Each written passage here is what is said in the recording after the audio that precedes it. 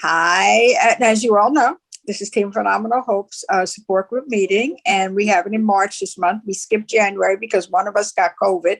Sorry for that, but we're back, and we are so lucky and blessed to have Dr. Awdish with us, and she can tell you about herself. But let me tell you, Charlotte, this is going to be the coolest thing because Kathleen and I have already heard about it. But Dr. Awdish received the Schwartz Center National Compassionate Caregiver of the Year Award in 2017, right? Congratulations. That's awesome. Thank you. Isn't it? I am so, and also I just see that she completed her training at my hospital, Mount Sinai Beth Israel in Manhattan, which anybody that goes to Mount Sinai has, whoa, that's one busy hospital. I mean, they all are. Don't get me wrong. They all are. And right now, Dr. Schwartz is a pulmonary and critical care physician, and she is director of the pulmonary hypertension program at Henry Ford Hospital. And she also serves as a medical director of care experience for the system where she is, I'm reading it because it's so amazing, where she has integrated compassionate communication strategies and narrative medicine practice into the curriculum. So basically that means that what she writes, we can understand. Mm-hmm. It's not doctorese. We can understand it. I love that. Oh my gosh. I know, right? So without further ado, Dr. Awdish. Thank you so much. I am so happy to be joining you all. Pulmonary hypertension patients occupy such a huge space in my heart, and all of the concepts around keeping ourselves well when we have chronic illness are really close to my heart as well. So thank you so much for the invitation. I am happy to have this be a conversation. So as people have questions or comments that they want to raise, please don't hesitate to either type in the chat or raise your hand, and our moderators will let me know that they exist. Thanks for joining us. As you heard in the very generous introduction, I'm a pulmonary hypertension physician. I'm the director of the center at Henry Ford Health, which is an accredited center by the Pulmonary Hypertension Association. And that was a real source of pride for us as a health system to be sure that we'd be able to deliver the kind of compassionate care that stretched all the way across the continuum with all the drugs and all the safety protocols and all the clinical trials. So getting that accreditation was one of our proudest moments.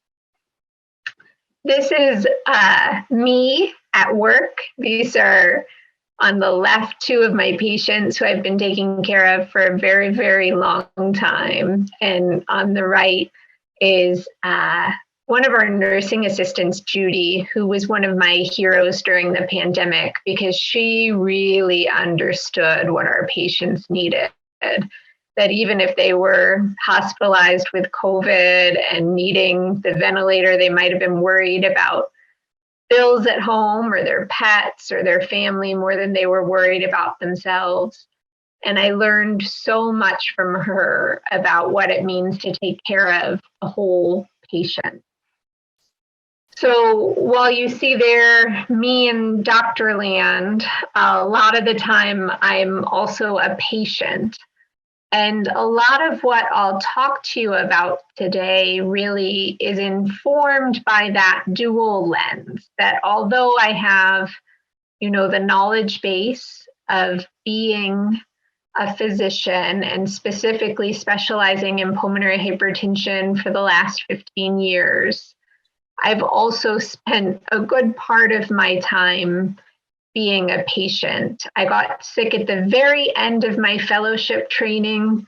I was critically ill in my own ICU. I was in multi-system organ failure and on a ventilator, and recovering from that and the chronic illness that followed really taught me so much of what I needed to know to take care of my patients.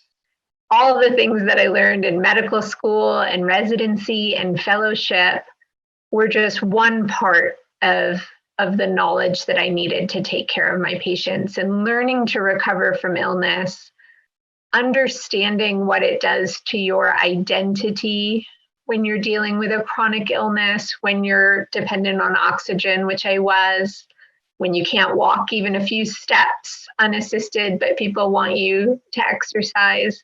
Those are all lessons I learned the hard way. And that's my book that I wrote about it. I wrote it because I really wanted to explain to my students and my residents that I would teach why I was so passionate about communicating with my patients in a way that was holistic, that took their emotions and their families into account. That was all so important to me. And I found myself retelling the story of my illness so often that I thought, well, if I just write it down, I can just hand it to them and then I won't have to keep telling that story. But it turns out when you write a book about something like that, you end up telling the story even more. So that was a plan that failed a little bit. But I can tell you that to briefly summarize, I had a tumor in my liver that I didn't know I had, and it burst when I was 7 months pregnant. And the tumor was like an artery when it burst. So I just lost my whole blood volume into my body, and the baby died. And I ended up very, very sick in the ICU. And by the time I left the hospital, months later, I was in a wheelchair. I was dependent on oxygen because I had fluid collections around my lungs. I couldn't walk even a few steps. I was inarticulate and very slow because I had such severe shock from the blood loss. So my words didn't come easily to me. And I really didn't recognize myself. I felt like I had to start from scratch again and build myself back. And physical therapy, rehab, and yoga were big pieces of how I did that. So I just wanted to explain that as a way of saying that everything we'll talk about today is informed by both the patient experience and the provider experience. So, how many of you are familiar with the spoon theory?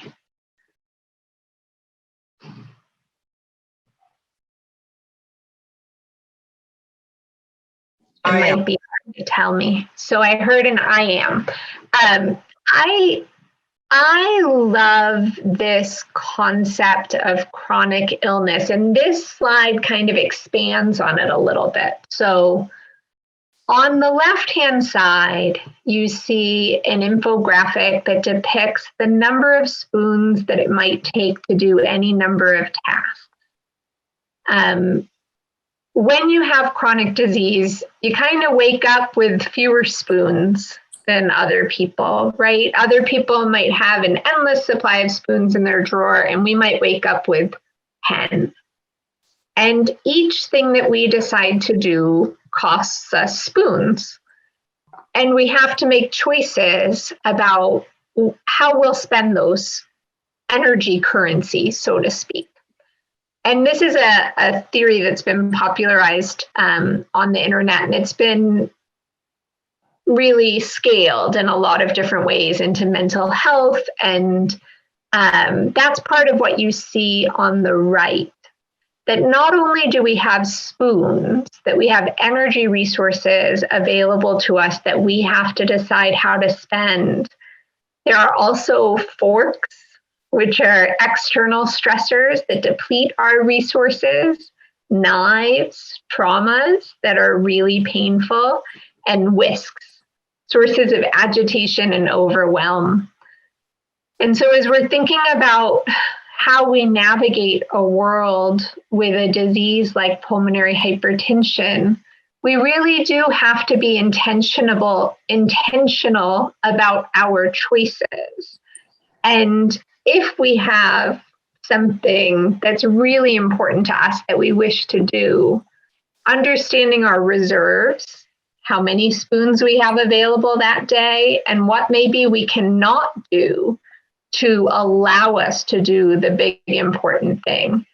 It's also really important to be honest with yourself about the toll that some of these activities take on us. So you see peopling listed there as a 3-spoon activity. It can be very rejuvenating to be around people. If you're a social person, if you're an extrovert, it can also be incredibly draining to be around people. And especially if they're people who kind of push your buttons in a way where they feel a little bit more like a fork or a knife, it costs even more than 3 spoons. So I'll just pause here and see if anyone has any reflections on this paradigm for understanding our energy stores when we're dealing with chronic illness. Well, I can say that you had mentioned the word honesty. And that was a problem for me because I, like most of us here, I'm sure, used to be able to go, go, go, go, go. And I kept thinking I could still go, go, go, go, go. And my go, go, go, go, go went into go, go, go, go, go, go, ain't going. And I had to be honest that if I do something on one day, then the next day, 10 to 1, I'm not going to be able to do much. Yep. And that's hard to accept. Some of my patients talk about it as like an energy bank, that if they spend down the bank, they've got nothing to draw off of the next day. I think it's the same sort of idea, but it's hard when you're adjusting to a new kind of body to not be who you were before. And, you know, other people's expectations are hard, but the expectations we have of ourselves are sometimes the hardest. Yeah, I've been living with pulmonary hypertension since 2005. Oh, And I got into the spoon theory many years ago when it first started in social media, I think. And last week was a fork week. yeah. It was a fork week all week long. I'm with you. I'm with you, Lenice. If I use too much in one day, I have nothing for the next day, sometimes two. Sometimes two. Yeah. And I think it's hard for us to accept that. Yeah. Well, after almost 20 years, you learn to accept it. So you'll get there. You have a language around it too, right? To be able to say to the people in your life, like, I've used all of my spoons for today and I'm not going to be able to make dinner. It's just the truth. But first we have to admit it to ourselves. Even where I live in a senior retirement, independent living community. I have friends here who want me to play Scrabble or a card game called Golf. They start playing at like 5:30, 6 o'clock at night, and they play until 7:30, 8 o'clock. And I've told them I'd love to play, but after 6 o'clock, my spoons are done for the day. Yeah. You know, I would love to, but I can't. That's a really important consideration. I'm glad you brought that up, that some activities that we might be able to do early in the day when we still have some energy are absolutely prohibitive later in the day because we are depleted.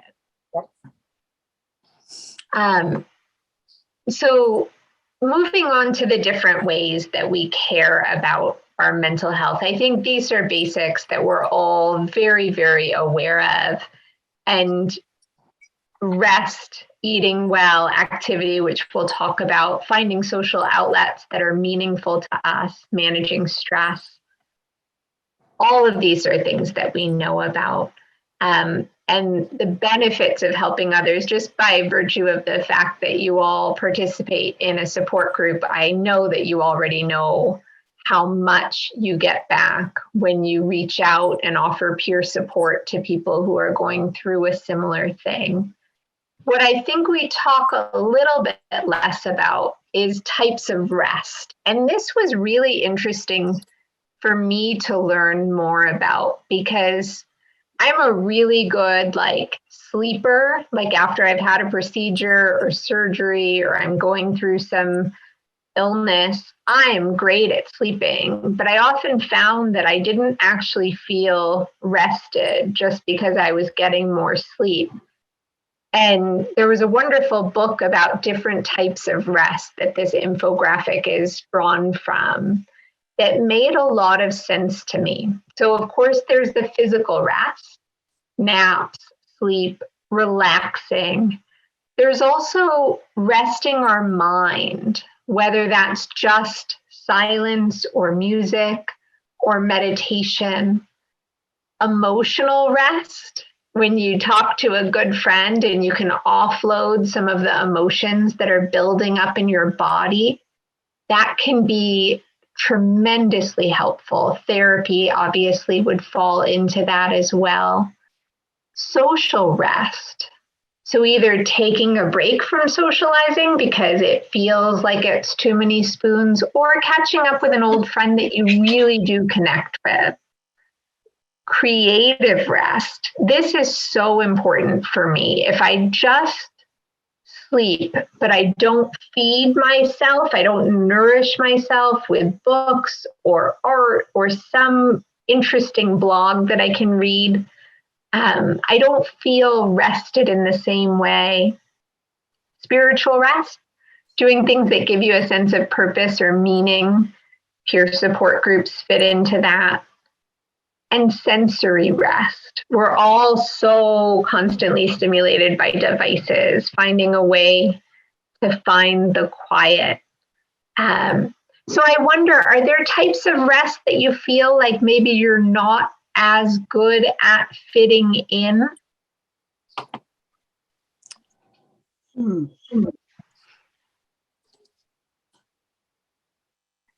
Um, for me, I'm going to say no. That's not physical rest. Yeah. Physical rest. Yeah, I think it's hard for me. Sometimes, like I'll lay down and I'm in the bed. I'm ready. I'm waiting for sleep, and sometimes it feels like I'm just too tired to sleep or something. Would that be the same thing? Yeah, too activated, like you're so worn out that you can't even wind down. What do you do in those situations? Okay, this is going to sound so crazy. And I know it is. But I found out that if I turn to Scooby-Doo, I know. But I turn on Scooby-Doo and I go through all the, on YouTube, I go through, no, TV. I go on all the channels. I know every Scooby-Doo cartoon by heart. And That it's makes like, perfect sense. and I mouth the words with Scooby, like he said, right, rakes a rot, Rocky. I'm broke the root, but it just calms me down. I go right to sleep. Yeah. Scooby-Doo. Yeah. That's brilliant, though. You found what's familiar to you that tells your body you're safe and allows you to relax. That's brilliant. I'm really waiting to hear what Kathleen says, because she is a sports person and I want to know how you do it. How I rest? Yes. I sleep. I take slow walks.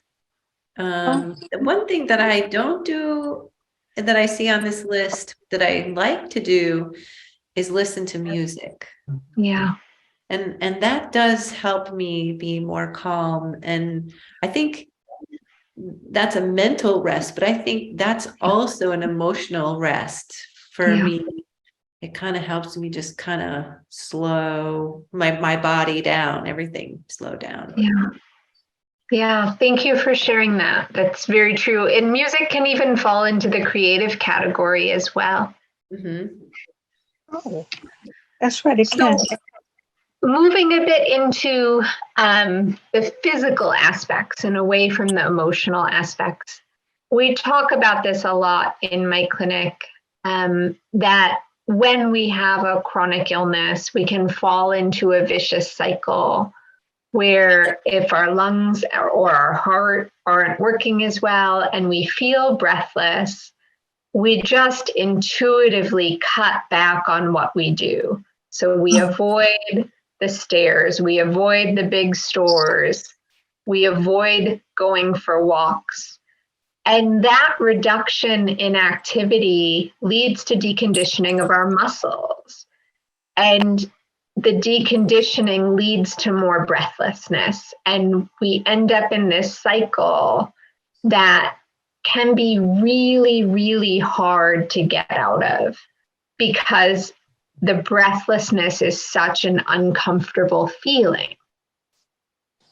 The benefits of exercise in pulmonary hypertension are so well studied, and the most famous study from 2006, which was in Circulation, showed that with a really good structured exercise program, the improvement in 6-minute walk could actually be 90 meters, which is huge. And it's honestly more than we even hope to get from our drugs. We're happy when a drug gives us a 30-meter walk distance improvement. And you think about the challenge of the pulmonary hypertension medications, and you start to see how impactful exercise can be.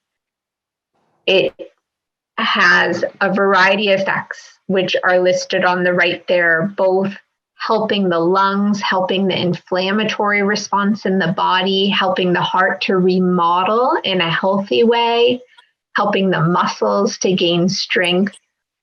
All of these things are really important in pulmonary hypertension and help to keep patients well in the long term. The kind of exercise that was studied really included aerobic exercise on a stationary bike or walking and very light weights. But any exercise is beneficial. And this is very different from what we used to teach.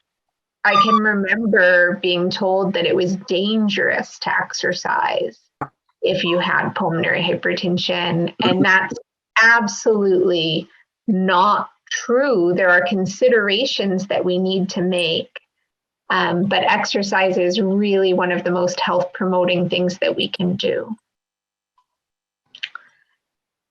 Tips for exercising safely. So everybody's different, right? Everyone has a different heart, has a different oxygen need, has a different tolerance, has different considerations, even has different other diseases that they're dealing with. So you have to talk to your doctor. There are patients who are able to do almost any kind of exercise, and others who we have to be much more careful about what we recommend. And your doctor and nurse team really know you best. It's really important to wear your oxygen. Part of the reason it can be so helpful to go to a pulmonary or a cardiac rehab program is because it's a lot more comfortable to wear your oxygen there than if it's just the local neighborhood gym where people are in spandex and just trying to look cute while you're just trying to get your body stronger. I don't even know if it's spandex anymore. It might be Lycra. Not to exercise alone, right? This is really true for anyone. It's good to have a buddy system. It's good to have somebody who knows that you're exercising, who knows what to watch out for. But even more important than that, listening to your body. You need to hear your body when it tells you you're pushing it too hard. And that's another place where pulmonary or cardiac rehab can be really helpful because it's monitored so well by nurses and physicians who teach you, okay, I know you're short of breath right now, but I'm looking at your oxygen, I'm looking at your heart rate, and you're very safe, so I want you to push through it. And you start to learn, okay, that feeling wasn't dangerous. I can push myself a little bit past that feeling. And that's where you really start to get conditioning. Patients who have PH do need more time to warm up and cool down, and you shouldn't feel bad about that. That is just true. And hydration for us is different than it is for other people. Many patients with pulmonary hypertension are on fluid restricted diets. And so we need to think about how much fluid we're allowed in a day and how much we can devote to that workout, and maybe even avoid exercising in hot climates where we're going to have a lot of sweating and need a lot of fluid back. Mm-hmm. Any questions about this or comments? The fluid really, to me, was a big thing because, you always hear people push the fluid. Yeah. And, we can't do that. It's a struggle to re-educate people about their bodies, because you're right, the whole world says 8 glasses of water a day, drink more water. Everyone carries around big things of water, flush your kidneys. And for pulmonary hypertension patients, that's just not appropriate advice for their bodies. And letting go of that myth that you have to keep putting water in is really hard because it's so common in our culture.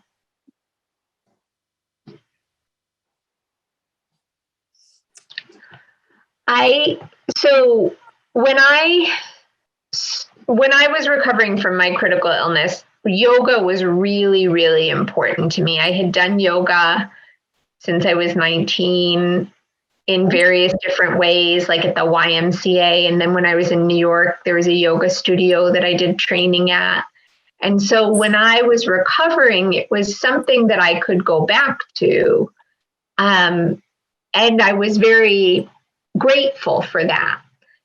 There are aspects of yoga that are uniquely beneficial for patients who have PH.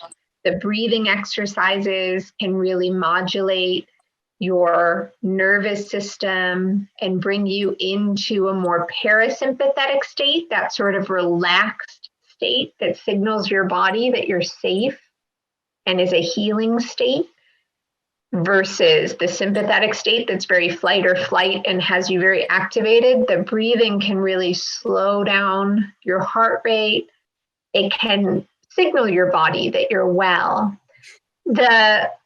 One of the other beauties of yoga is that it meets you where you are. So whatever your level of ability is today, yoga can be there for that. And that was really helpful for me because there was anything that I was going to do as an exercise had to be something I could do right where I was. I wasn't going to go outside. I couldn't walk, much less run. I wasn't going to go to a gym. You don't need much equipment. So when I went back to my clinic and I wanted to advise my patients on the benefit of yoga, I found out how unsafe it can be in pulmonary hypertension. Because so many of the poses result in the heart. So if you think about like a down dog position where the head is lower than the heart, positions like that really increase blood flow to the heart and lungs, and they can increase pressure as well. So I actually had young female patients come in because they had passed out at yoga class. And that was a real sort of learning experience for me because I had to figure out how this incredibly health promoting, wonderful modality that I was so passionate about could be used in pulmonary hypertension. So the slide that you see on the screen says 4 yoga videos for pulmonary hypertension patients. Through the Pulmonary Hypertension Association, we created videos that would be safe for pulmonary hypertension patients with modified positions that avoid anything that can be strain for the pulmonary circulation. So for example, anything where the head is below the level of the heart is modified. There are no poses where you're holding your hands above your head for a prolonged period of time, because that can also increase blood flow to the heart in an unsafe way. So I wanted you all to know that this is a resource that's available for free on YouTube. The videos go from chair-based yoga, which assumes that you've never done yoga before in your life, and you might even be chair-bound. It's appropriate for patients even who are in a wheelchair, to a more intermediate practice where you might use the chair for assistance, for balance, or for more difficult postures, and then a more advanced practice that can really improve your stamina. And it is also tied to breathing exercises which help with that parasympathetic response that I was talking about. So I feel like I've talked a lot. What questions do we have about yoga? You know, you have made the statement that the physicians were changed so that what was not good for people with pulmonary hypertension was taken out. And one of the things was the hands above the head.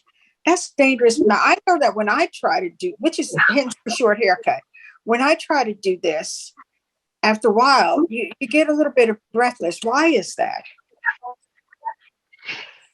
When we do that, first of all, it's a hard thing for our muscles to do. You're using a lot of muscle groups that need more blood flow and more oxygen, but you're also getting a lot of blood flow back into your heart and lungs. So if your pressure is already high, it can increase the pressure more. So although it's okay, you know, if you're using light weights to do very short lifts, anything where you're doing it for a long time can be very draining. Drying your hair, that's a real struggle. Yeah, I know. That really is. And welcome, Charlene and Marcel. And if you have a question, please feel free to ask, because this is really, I see, when I looked at yoga, I always I saw it on TV, and I saw people in these crazy positions. And I said, oh no, just no. Not without getting medical help to get back out. No, absolutely. And I think that's a common perception about it, that it's for young, fit, healthy, thin people. And it's actually for everyone. And it's been studied now. We did a study on it early on so that we could create these videos, but it's been studied much more since then. And it's really been shown to benefit pulmonary hypertension patients in the most remarkable ways, including decreasing anxiety, increasing a sense of wellness, increasing joint mobility, decreasing a perception of breathlessness, which are all, you know, if you think about all the things you want, I think those are right up there.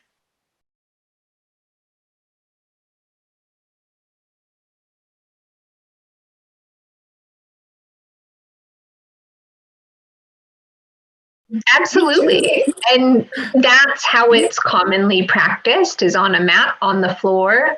And that's why it was so important to us to modify it for people who couldn't do that, whether it was through joint pain or immobility or dyspnea, breathlessness. And so chair-based yoga uses the same ideas about the body and alignment. It just modifies it for a sitting position. So you get the benefits without the risk.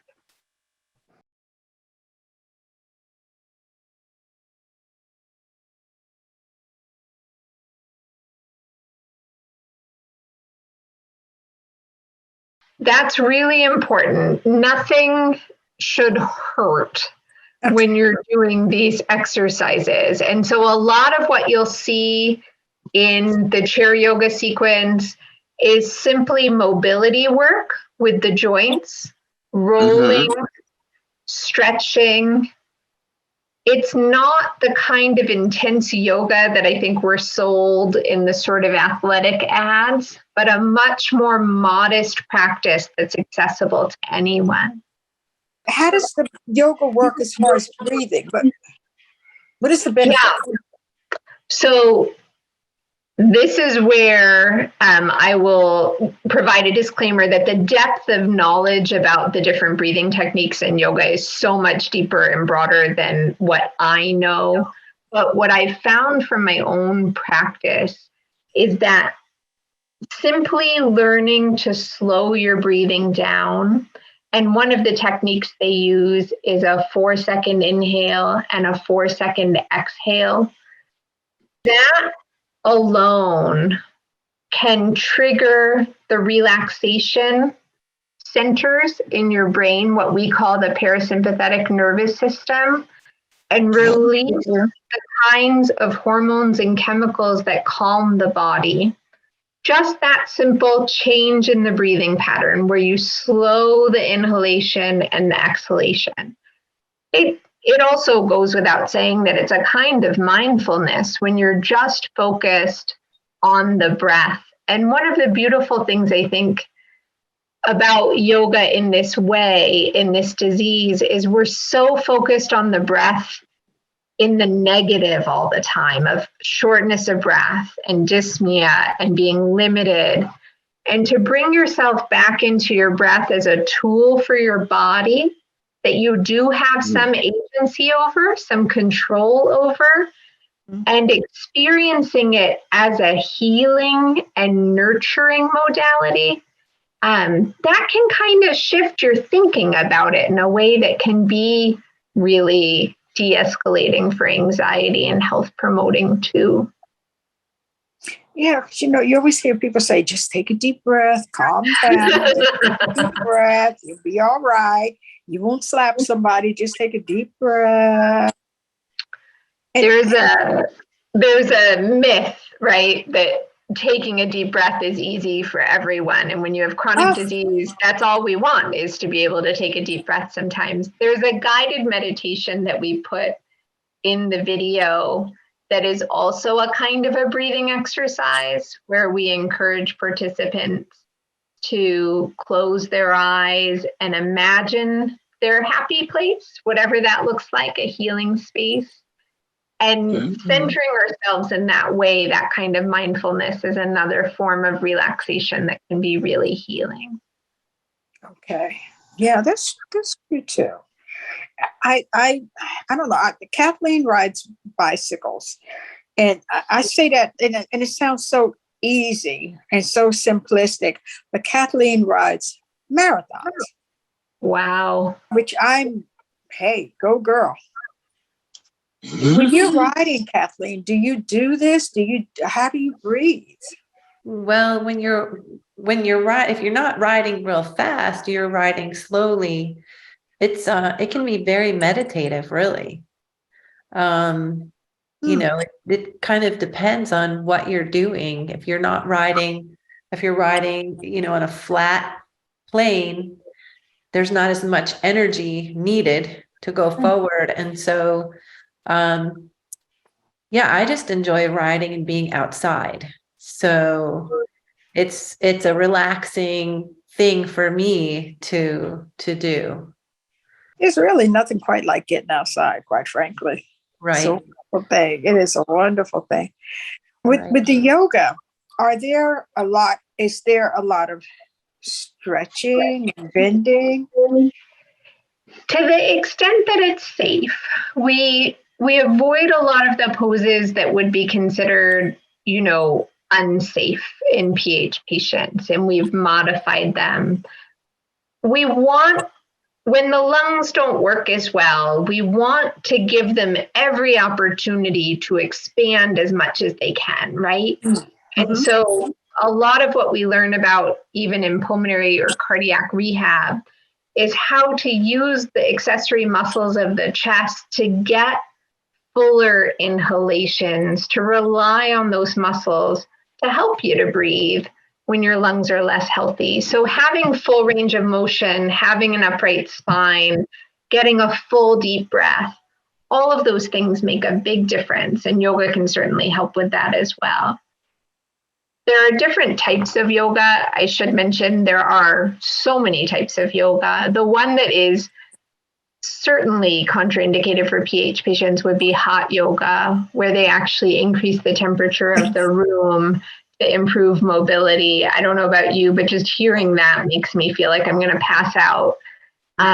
Heat for pulmonary hypertension patients can be difficult because it causes the blood vessels to dilate, and it can cause less blood flow to come back to the heart, and it can make us very dizzy and even pass out at times.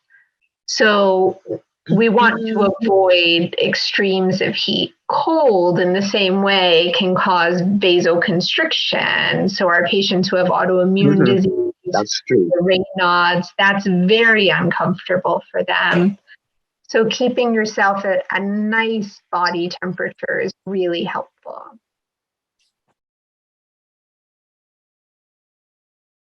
If you guys will be patient with me, I can put the links in the chat. Would that be okay? Yes, and You guys entertain yourself, and I'm going to find them. So I put a link in the chat to an article that actually aggregated the 4 video, just the introduction, the beginner, the intermediate, and advanced, because that's easier than sending you 4 separate links. Do you guys see the link in the chat? It went real quick. It did. I got Florida chest, and then I was lost after that. Yeah, if you click on chat, you'll find it. Yeah, it's there on chat. Thank you. Oh, Dr. Awdish, thank you very much. Of who did course. that? Well, thank you, Charlotte. We're learning new things about Zoom every day. What other exercises have you all thought about trying, but maybe been nervous about or had questions about? I don't want to sound like I'm just all pro yoga. I love all forms of exercise.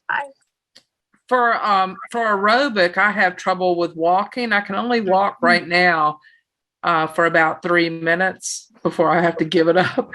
But I got an under the desk elliptical, and I can go 10 minutes with that. That's amazing. And so just finding what works, I guess. Yeah.